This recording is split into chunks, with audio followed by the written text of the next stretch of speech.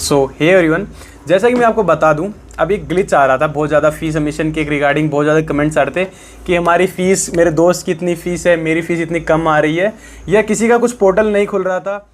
जैसे कल 20 जून 2025 को आपका फ़ी का पोर्टल खुल चुका था, आज 21 जून 2025 को है। तो मेरे पास काफ़ी ज़्यादा क्वेरीज आ रही थी कि आप फ़ीस के ऊपर एक वीडियो बना दीजिए, और काफ़ी लोग परेशान हो रहे थे। तो मैंने थोड़ा बहुत समय निकाल के और मैंने उसके ऊपर रिसर्च करके और मैंने कंसल्ट करके डिपार्टमेंट से, तो उसका रिजल्ट ये आया है। जैसे कि आपकी फ़ीस आ रही है, जैसे एक एग्जांपल देता हूँ, मैं प्रैक्टिकल एग्जांपल देता हूँ एलएलएम का, जो अभी एलएलएम की फ़ीस सबमिशन हुई है। तो एलएलएम की आपकी फ़ीस है 4000। तो 4000 है। जैसे तो एक दीदी हैं, उनकी फ़ीस आ रही है पोर्टल पे दिखा रही केवल 1500 रुपये। 4000 फीस है और 1500 दिखा रही है। तो उनका मेरे पास फ़ोन आया कि ऐसी ऐसी बात है हिम, मेरे को 1500 रुपये केवल पोर्टल पे दिखाई जा रहा है, बल्कि मेरी फ़ीस 4000 है। तो क्यों आ रहा है ऐसा? क्योंकि वो एक एमपी रेसिडेंट हैं, इसलिए उनका आ रहा है। जितने भी एमपी के अंदर स्टूडेंट्स हैं उनका ये ग्लिच आ ही रहा है, और बाहर के जो स्टूडेंट्स हैं अदर स्टेट्स के, उनका ये ग्लिच नहीं आएगा। जितनी आपकी फ़ीस है कोर्स में दी गई है, उतनी आपकी फ़ीस दिखाई जाएगी। हाँ, ये एक स्कॉलरशिप दी जाती है एमपी के बच्चों को। अगर आपको इस स्कॉलरशिप का फ़ायदा उठाना है तो आप जब यूनिवर्सिटी आएंगे, आपका एडमिशन क्योंकि हो ही चुका है, आपने फ़ी सबमिशन करके अपनी सीट सिक्योर कर ली। फर्स्ट स्टेज आपका यही है, आपने पोर्टल पे आपने फ़ी सबमिशन की, आपने अपनी सीट सिक्योर की। सेकंड फेज़ आता है, आपकी एक लिस्ट जारी हो जाती है, जो बच्चे फ़ी सबमिशन करते हैं उनकी एक लिस्ट जारी होती है।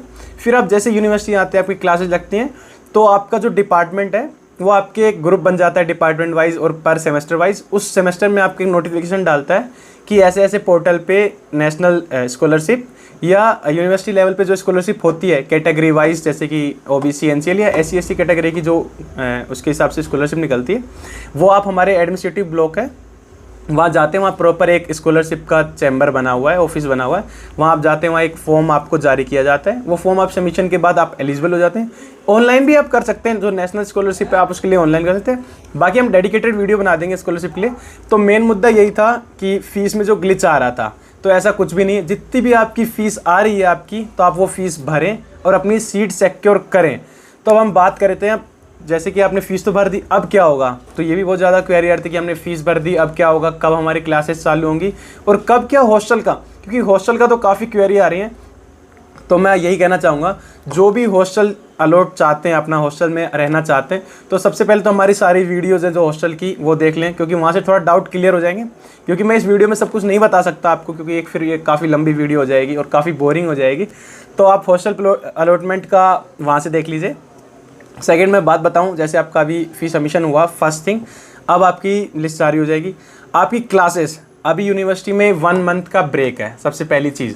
उसके बाद आपकी क्लासेस चालू हो जाएंगी। मतलब अभी जून चल रहा है, मिड ऑफ जुलाई तक कैंपस पूरा बंद है। उसके बाद अगस्त के सेकेंड वीक तक आपकी क्लासेस पीजी की चालू हो जाएंगी। बात करते हैं हॉस्टल की, जो कि सबसे मेन मुद्दा है। तो हॉस्टल की हम बात करें तो आपकी क्लासेस चालू हो रही कब? मिड ऑफ अगस्त। और आपकी काउंसलिंग कब हुई थी? 15 जून। तो 15 जून से और 15 अगस्त के बीच में आपकी हॉस्टल की लिंक जारी होगी, मतलब जुलाई के अंदर। ये मेरे हिसाब से तो अगर लेके चलें, मेरा अंदाज़ा जहाँ तक है, तो हमारी तो विदिन 15 डेज़ या 20 डेज़ में लिंक आ गई थी हॉस्टल की। तो 15 जून को अगर हमारी काउंसलिंग हुई थी, तो आप 1 या 2 जुलाई को आप मान सकते हैं अपनी आ जाएगी, within first week of July. तो ये आपकी लिंक आ जाएगी। आपको प्रॉपर आपका फॉर्म भरना है। आपका जो डिस्टेंस है, जो गर्ल्स का अलग फॉर्म निकलते हैं, बॉयज़ के अलग हॉस्टल के, जैसे आप हॉस्टल उसका फॉर्म भरेंगे, उसके 15-20 दिन में ही आपकी फ़र्स्ट लिस्ट जारी हो जाती है हॉस्टल की। जैसे लिस्ट जारी होगी, आपकी क्लासेस चालू हो जाएंगी। अब भी अगर आपको कोई क्वेरी है हॉस्टल के रिगार्डिंग, मैंने बता दिया, प्लीज़ वो सारी वीडियो देख लो। मैंने गर्ल्स और बॉयज़ की दोनों की डेडिकेटेड वीडियो बना रखी हैं। और अभी हम जल्द एक कैंपस टूर की वीडियो ला रहे हैं आप सभी के लिए। पूरा कैंपस हमने कवर किया है, ड्रोन व्यू मैंने एक पहले शॉर्ट के माध्यम भी बताया था। तो शायद 3 या 4 दिन में हम उसको अपलोड कर देंगे। तो थैंक यू गाइज़। अगर अब भी कोई दिक्कत है, आप मुझे कमेंट करें, मैं जल्द से जल्द उसका रिप्लाई करने की कोशिश करूँ। तो ये जो मैंने इन्फॉर्मेशन आपको बताई है कि जो एमपी के रेसिडेंट या कैटेगरी वाइज जो रिजर्वेशन है, उसकी वजह से जो आपको फ़ीस कम हो रही है, तो ये मैं अपने मन से नहीं बता रहा, ये आपके ब्रोशर में प्रोवाइड है। ब्रोशर नंबर पेज नंबर 18 का जो लास्ट है, मैं आपके जो डिस्प्ले में आपको नीचे दिख रहा होगा, पेज नंबर 18 के साफ साफ लास्ट में नीचे लिखा है कि no fees need to be charge at the time of admission from those SC and ST स्टूडेंट्स who are eligible for the post matric scholarship और टॉप क्लास स्कॉलरशिप।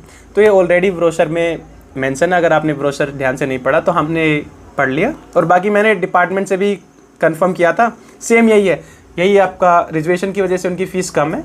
और बाकी आपको भी इसका फ़ायदा उठाना था, आप यूनिवर्सिटी आके फॉर्म फिलअप कर दीजिएगा, हो जाएगा।